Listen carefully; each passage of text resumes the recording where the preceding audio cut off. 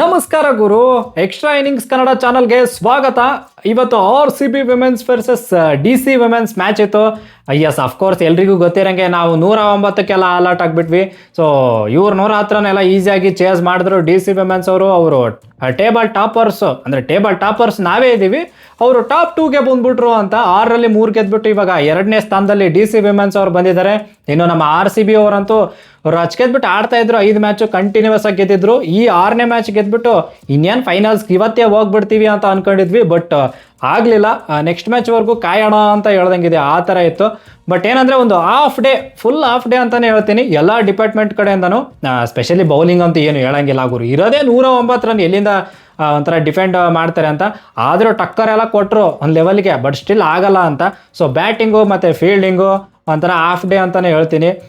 Easy catch ಎಲ್ಲ ಬಿಟ್ಟರು, ಸ್ವಲ್ಪ ಬ್ಯಾಟಿಂಗು ಎಲ್ಲ ಒಂಥರ ಏನಂದರೆ ಸಟ್ಪಟ್ ಡುಡುಮಂತ ವಿಕೆಟ್ಸ್ ಎಲ್ಲ ಹೋದ್ವು, ಅದೆಲ್ಲ ಒಂಚೂರು ಮ್ಯಾನೇಜ್ ಮಾಡ್ಕೋಬೇಕು ಸೆಕೆಂಡ್ ಮ್ಯಾಚ್ ಅಂದರೆ ನೆಕ್ಸ್ಟ್ ಮ್ಯಾಚಲ್ಲಿ ಅಂತ. ಇನ್ನು ಡೈರೆಕ್ಟಾಗಿ ಈ ಮ್ಯಾಚ್ ಬಗ್ಗೆನೇ ಮಾತಾಡಬೇಕು ಅಂತಂದರೆ ನಮ್ಮ RCB ವಿಮೆನ್ಸ್ ಅವರು ಡೈರೆಕ್ಟಾಗಿ ಬ್ಯಾಟಿಂಗ್ ಬರ್ತಾರೆ. ಯಾಕಂದರೆ ಅವರು DC ಅವರು ಟಾಸ್ ಗೆದ್ಬಿಟ್ಟು, ಸ್ವಲ್ಪ ಕ್ರೂಷಿಯಲ್ ಟಾಸೇ ಅಂತ ಹೇಳ್ತೀನಿ, ಗೆದ್ಬಿಟ್ಟು ಅವರು ಡೈರೆಕ್ಟಾಗಿ ಇನ್ನೇನಪ್ಪ ಬೌಲಿಂಗ್ ತಗೋತೀವಿ ಅಂತ ಬೌಲಿಂಗ್ ತಗೊಂಡ್ರೆ, ಈ ಕಡೆ RCB ಅವರು ಬ್ಯಾಟಿಂಗ್ ಬರ್ತಾರೆ. ಗ್ರೇ ಸ್ಯಾರೀಸ್ ಮತ್ತು ಸ್ಮೃತಿ ಮಂದಣ್ಣ ಇಬ್ಬರು ಒಂದೊಳ್ಳೆ ಪಾರ್ಟ್ನರ್ಶಿಪ್ ಕೊಡೋಕ್ಕೆ ರೆಡಿನೇ ಆಗಿರ್ತಾರೆ, ಚೆನ್ನಾಗಿ ಬರ್ತಾ ಇರುತ್ತೆ ಗುರು. ಬಟ್ ಏನಂದರೆ ಗ್ರೇ ಸ್ಯಾರೀಸ್ ಅವ್ರ ಕಡೆಯಿಂದ ರನ್ಸ್ ಬರಲಿಲ್ಲ. ಇದೇನಪ್ಪ ಅಂದರೆ ಒಂದೇ ಒಂದು ಮ್ಯಾಚ್ ಅವ್ರು ಆಡಿರೋದು ಚೆನ್ನಾಗಿ, ಬಾಕಿ ಎಲ್ಲ ಮ್ಯಾಚ್ ಆಡ್ತಾ ಇಲ್ಲ. ಸೊ ಸ್ವಲ್ಪ ನೋಡಬೇಕು ಏನು ಕತೆ ಅಂತ. 13 ಬಾಲು 9 ರನ್ ಹೊಡಿತಾರೆ. ಇನ್ನು ಈ ಕಡೆ ಸ್ಮೃತಿ ಮಂದಣ್ಣ ಮತ್ತು ಜಾರ್ಜಿಯಾ ಬಾಲು ಅವರು ಒಂದು ಲೆವೆಲಿಗೆ ಚೆನ್ನಾಗಿ ಆಡ್ಕೊಡ್ತಿರ್ತಾರೆ ಗುರು. ಏನು ಗೊತ್ತಾ, ಒಂದು 9 ಓವರ್ಗೆ 61 ರನ್, 1 ವಿಕೆಟ್ ಏನೋ ಇರುತ್ತೆ ನಮ್ಮದು. ಅಲ್ಲಿ ಸ್ಟ್ರಾಟಜಿಕ್ ಟೈಮ್ ಔಟ್ ತಗೋತಾರೆ. ಆ ಟೈಮ್ ಔಟ್ ಆದಮೇಲೆ ಏನಾಯ್ತೋ ಏನು ಕತೆನೋ ಗೊತ್ತಿಲ್ಲ, ಸಾಟ್ಪ ಡುಡುಮ್ ಅಂತ ಒಬ್ಬರಾದ್ಮೇಲೆ ಒಬ್ಬರು ಔಟೇ ಆಗ್ತಾರೆ, ಡಗೌಟ್ಗೆ ಹೋಗ್ತಾ ಇದ್ರು ಗುರು. ಬಂದವರೆಲ್ಲ ಬಂದ್ವಿ ಅನ್ನೋ ಥರ ಮಾಡ್ತಾ ಇದ್ರಪ್ಪ. ಈ ಕಡೆ ಸ್ಮೃತಿ ಮಂದಣ್ಣ ಔಟ್ ಆಗ್ತಾರೆ, ಮಿನ್ನು ಮನಿ ಓವರಲ್ಲಿ ಈಸಿ ಕ್ಯಾಚ್ ಕೊಟ್ಬಿಡ್ತಾರೆ ಡೀಪ್ ಸ್ಕ್ವೇರ್ ಲೆಗಲ್ಲಿ, ಸ್ಲಾಗ್ ಸ್ವೀಪ್ ಹೊಡಿಯೋಕೆ ಹೋಗಿ ಕೈಯಲ್ಲೇ ಹೋಗ್ಬಿಡುತ್ತೆ ಗುರು. ಸೊ ಅವರು ಸ್ಮೃತಿ ಅವರು ಔಟ್ ಆಗ್ತಾರೆ. ಅದಾದಮೇಲೆ ಗ್ಯಾಪಲ್ಲಿ ಬಂದವರೆಲ್ಲ ಔಟು, ಈ ಜಾರ್ಜಿಯಾ ಬಾಲು ನಿಲ್ಲಕ್ಕಾಗಲ್ಲ. ಆಮೇಲೆ ಗೌತಮಿ ನಾಯಕ್ ಎಲ್ಲ ಬೋಲ್ಡ್ ಆಗ್ತಾರೆ. ಈ ಕಡೆ ಯಾರಪ್ಪ ನಮ್ಮ ರಿಚಾ ಘೋಷ್ ಅವರಂತೂ ಕೈಯಲ್ಲೇ ಕೊಟ್ಬಿಡ್ತಾರೆ ಕ್ಯಾಚು. ರಾಧೆ ಅದು ಒಂದು ಲೆವೆಲಿಗೆ ಆಡ್ತಾರೆ, ಬಟ್ ಸ್ಟಿಲ್ ಅವ್ರದ್ದು ಏನು ಅಂಥದ್ದು ಬರಲಿಲ್ಲ, 18 ರನ್ ಏನೋ ಹೊಡೆದು ಔಟ್ ಆಗ್ತಾರೆ. ಡಿಕ್ಲರ್ಗೂ ಬರಲ್ಲ. ಈ ಕಡೆ ಏನಪ್ಪ ಅಂದರೆ ಕ್ರೇಜಿ ಅಂದರೆ ನಮ್ಮ ಶ್ರೇಯಾಂಕ ಪಾಟೀಲ್ ಅವ್ರದ್ದೊಂದು ರಿವರ್ಸ್ ಹೊಡಿತಾರಲ್ಲ, ಅದೇ ಏನೋ ಚೆನ್ನಾಗಿತ್ತಪ್ಪ ಅಂತ ಹೇಳ್ಬೋದು. ಬಿಟ್ಟರೆ ಯಾರೂ ಆಡಲಿಲ್ಲ ಗುರು. 62 ರನ್ಗೆ ಎಕ್ಸಾಕ್ಟ್ಲಿ 1 ವಿಕೆಟ್ ಇರೋರು 109 ರನ್ಗೆ ಆಲ್ ಔಟ್ ಆಗಿಬಿಡ್ತೀವಿ ನಾವು, 109. ಇದು ಏನಂದರೆ RCB ಅವ್ರದ್ದು ಒಂದು ಲೋಯೆಸ್ಟ್ ರನ್ಸ್ ಅಂತ ಹೇಳ್ಬೋದು. ನಮ್ಮ RCB ಅವ್ರದ್ದು ಪ್ರೀವಿಯಸ್ ಹೆಂಗಿತ್ತು ಅಂದರೆ 125 ಎಲ್ಲ ಇತ್ತು, ಬಟ್ ಈಗ 109 ರನ್ನೇ ಲೋಯೆಸ್ಟ್ ಆದಂಗೆ ಆಯಿತು. ಎಸ್ ಅಫ್ಕೋರ್ಸ್ ಒಂಥರ ಏನಂದರೆ ಏನಪ್ಪ ಬ್ಯಾಟಿಂಗ್ ಹಿಂಗಾಗ್ಬಿಟ್ರು ಅಂತ. ಬಟ್ ಆದರೂ ಡೆಲ್ಲಿ ಕಡೆ ಅವ್ರಿಗೂ ಕ್ರೆಡಿಟ್ಸ್ ಕೊಡಲೇಬೇಕು ಬೌಲಿಂಗ್ ಯೂನಿಟ್ಗೆ. ಯಾಕಂದರೆ ಈ ಕಡೆ ಮರಿಜನ್ ಕ್ಯಾಪು ಮತ್ತು ಹೆನ್ರಿ, ಆಮೇಲೆ ಈ ಕಡೆ ಮಿನ್ನು ಮನಿ ಆಯಿತು, ಚರಣಿ ಆಯಿತು, ಎಲ್ಲರೂ ಸಖತ್ತಾಗಿ ಬೌಲಿಂಗ್ ಮಾಡಿದ್ರು ಅವ್ರ ಕಡೆನೂ. ಇನ್ನು 100 ಅಂತೂ ಇದು ಏನಪ್ಪ ಪಟ ಅಂತ ಚೇಸ್ ಮಾಡಿಬಿಡ್ತಾರೆ ಅಂತ ಅಂದ್ಕೊಂಡಿದ್ದೆ. ಆ ಥರನೇ ಸ್ಟಾರ್ಟ್ ಮಾಡಿದ್ರು. ಶಫಾಲಿ ವರ್ಮ ಎಲ್ಲ 4 4 ಎಲ್ಲ ಹೊಡೆದ್ರು. ಫಸ್ಟ್ ಓವರಲ್ಲೇ ಬೆಲ್ಗೆಲ್ಲ ಒಂದು 12 ರನ್ ಎಲ್ಲ ಹೊಡೆದ್ರು. ಬಟ್ ಆಮೇಲೆ ಏನಂದರೆ ಸಯಾಲಿ ಓವರಲ್ಲಿ ಗುರು ಸಾಟ್ಪಾಡುಡು ಮತ್ತು ವಿಕೆಟ್ಸ್ ಬರುತ್ತೆ. ಈ ಕಡೆ ಶಫಾಲಿ ವರ್ಮನ ಔಟ್ ಮಾಡಿಬಿಡ್ತಾರೆ ನಮ್ಮ ಮೇಡಮು, ಸೂಪರ್ ಬೌಲಿಂಗ್ ಅಂತ. ಆಮೇಲೆ ಗ್ಯಾಪಲ್ಲಿ ಲೀನಾ ಅವ್ರನ್ನ ಔಟ್ ಮಾಡಿಬಿಡ್ತಾರೆ.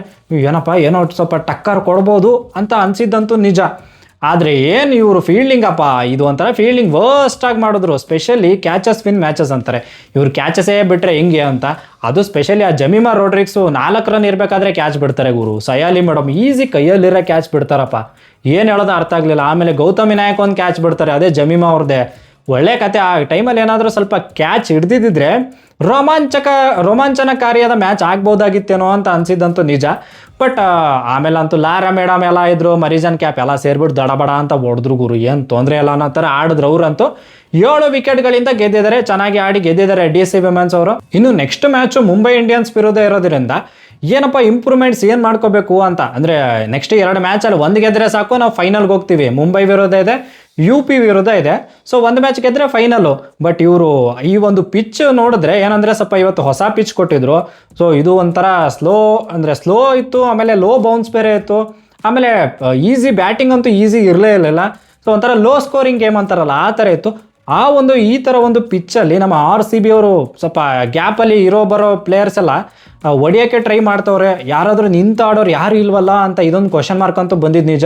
ಆಮೇಲೆ ಗ್ರೇಸ್ ಹ್ಯಾರಿಸ್ ಅವರು ಓಪನಿಂಗ್ ಯಾಕೋ ಕರೆಕ್ಟಾಗಿ ಬರ್ತಿಲ್ವಲ್ಲ ಅನ್ನೋದೇ ಒಂಥರ ಜಾರ್ಜಿಯಾ ವಾಲ್ನ ಏನಾದರೂ ಓಪನಿಂಗ್ ಮಾಡಿಸ್ಬಿಟ್ಟು ಗ್ರೇಸ್ ಹ್ಯಾರಿಸ್ನ ಮಿಡಲಲ್ಲಿ ಆಡಿಸಿದ್ರೆ ಯಾವ ಥರ ಇರುತ್ತೆ, ಆ ಒಂದು ಕ್ವಶನ್ ಮಾರ್ಕ್ ಬರಬಹುದು ಅಂತ ಗೊತ್ತಿಲ್ಲ. ಥಿಂಕ್ ಟ್ಯಾಂಕು ಏನು ಮ್ಯಾನೇಜ್ಮೆಂಟ್ ಏನು ವಿಚಾರ ಮಾಡ್ತಾರೆ ಅಂತ ಗೊತ್ತಿಲ್ಲ. ಬಟ್ ನನ್ನ ಅನಿಸಿಕೆ ಎಸ್ ಅಫ್ಕೋರ್ಸ್ ನನಗೂ ನೋಡೋದಿದೆ ಗುರು, ಜಾರ್ಜಿಯಾ ವಾಲು ಪ್ರಾಪರ್ ಏನಂದರೆ ಓಪನರು. ಸೊ ಅವರು ಮತ್ತು ಈ ಕಡೆ ಸ್ಮೃತಿ ಮಂದಣ್ಣ ಇಬ್ಬರು ಮಾಡಿದ್ರೆ ಚೆನ್ನಾಗಿರುತ್ತೆ. ನಮ್ಮದು ಮೊದಲು ಫಸ್ಟು ಪ್ಲೇಯಿಂಗ್ 11 ಆ ಥರನೇ ಇತ್ತಲ್ವಾ. ಬಟ್ ಏನಂದರೆ ಇವರು ಅಂಥದ್ದೇನು ಚೇಂಜ್ ಮಾಡಲಿಲ್ಲ. ಆಮೇಲೆ ಇಂಥ ಪಿಚ್ಚಲ್ಲಿ ಗುರು ಕ್ರಾಸ್ ಬ್ಯಾಟ್ ಇಟ್ಕೊಂಡು ಸ್ವೀಪ್ ಹೊಡಿತೀನಿ, ಹಿಂಗೆ ಮಾಡ್ತೀನಿ, ಹಿಂಗೆ ಮಾಡಿದ್ರೆ ಸ್ವಲ್ಪ ಪ್ರಾಬ್ಲಮ್ ಆಗ್ಬೋದು ಅಂತ. ನೀವು ಸ್ಟ್ರೇಟ್ ಆಡಿ, ಸ್ಟ್ರೇಟ್ ಬ್ಯಾಟ್ ಎಷ್ಟು ಇಡ್ತೀರೋ ಅಷ್ಟು ಒಳ್ಳೇದಾಗುತ್ತೆ ಅಂತ ನನಗನ್ಸುತ್ತೆ. ಸೊ ಇವರು ಅದೆಲ್ಲ ಹೋಮ್ ವರ್ಕ್ ಮಾಡ್ಕೊಂಡು ಬರ್ತಾರಾ ಅಂತ ನೋಡಬೇಕು ಇಂಥ ಪಿಚ್ಗಳಲ್ಲಿ. ಸ್ಪೆಷಲಿ ಏನಂದರೆ ಈ ಒಂದು ಮ್ಯಾಚಲ್ಲಿ, ಲೀಗ್ ಮ್ಯಾಚಲ್ಲಿ ಓಕೆ, ಇದು ಪ್ಲೇ ಆಫ್ಸಲ್ಲೆಲ್ಲ ಹಿಂಗೆಲ್ಲ ಆಗಿಬಿಟ್ರೆ ಮುಗ್ದೇ ಹೋಯ್ತು ಅನ್ನೋ ಥರ ಅಲ್ವಾ. ಇರೋ ಬರೋದು ಒಂದೇ ಒಂದು ಚಾನ್ಸ್ ಇರುತ್ತೆ, ಅಲ್ಲಿ ಹಿಂಗೆಲ್ಲ ಮಾಡಿದ್ರೆ ಆಗಲ್ಲ. ಆಮೇಲೆ ಫೀಲ್ಡಿಂಗ್ ಕ್ಯಾಚ್ ಹಿಡೀರಪ್ಪ, ಕ್ಯಾಚ್ ಹಿಡಿಲಿಲ್ಲ ಅಂದರೆ ಪ್ರಾಬ್ಲಮ್ ಆಗುತ್ತೆ. ಕ್ಯಾಚ್ ಹಿಡಿಲೇಬೇಕು. ಮೇಡಮ್ ಇವತ್ತು ಯಾರ್ಯಾರು ಬಿಟ್ಟವರಲ್ಲ ಅವರೆಲ್ಲ ಸ್ವಲ್ಪ ಸ್ಟ್ರಾಂಗ್ ಆಗಿ ಕಮ್ಬ್ಯಾಕ್ ಮಾಡಲಿ, ಒಳ್ಳೆ ಸಕ್ಕದ ಕ್ಯಾಚ್ ಎಲ್ಲ ಹಿಡೀಲಿ ಅಂತ, ಫೀಲ್ಡಿಂಗ್ ಒಂಚೂರು ಚೆನ್ನಾಗಿ ಮಾಡ್ಕೊಳ್ಳಿ ಅಂತ ನೋಡೋಣ. ನೆಕ್ಸ್ಟ್ ಮ್ಯಾಚ್ ಅಂತೂ ಗಣರಾಜ್ಯೋತ್ಸವ ದಿನ, ಅವತ್ತು ಮುಂಬೈ ಇಂಡಿಯನ್ಸ್ ವಿರುದ್ಧ ಇದೆ. ಆ ದಿನ ಏನಾದರೂ ಕ್ರೇಜಿ ಕಂಬ್ಯಾಕ್ ಮಾಡ್ತಾರ ನಮ್ಮ RCB, ನೋಡೋಣ. ಕಂಬ್ಯಾಕ್ ಮಾಡಲಿ, ಕ್ರೇಜಿ ಕಂಬ್ಯಾಕ್ ಮಾಡಲಿ ಅಂತ ಆಶಿಸೋಣ.